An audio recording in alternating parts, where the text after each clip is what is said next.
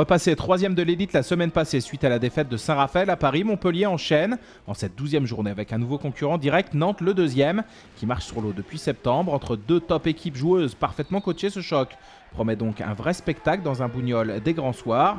Devant leur public, les Héroltais ne perdent pas de temps et Dolenets profite de la défense étagée pour glisser le ballon sur l'aile droite à Toumi, qui finit l'action posément.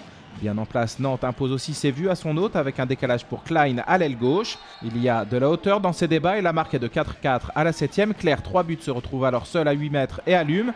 Gérard détourne mais le demi-centre vient smatcher le ballon.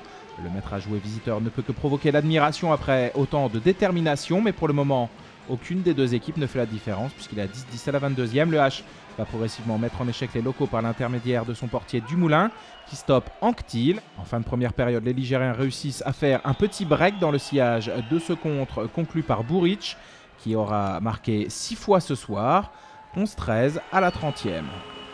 Après la pause, alors que Montpellier a égalisé à la 33e à 13 partout, Dumoulin et le H commencent à bander les muscles. Le portier se régale sur cette double parade face à Toumi puis Bingo.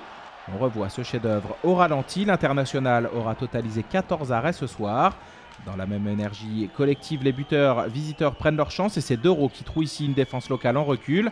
Il y a 13-16 à la 37e, puis 15-20 à la 46e. Et Guigou va alors contribuer à réduire l'écart avec ce but plein d'expérience et de finesse.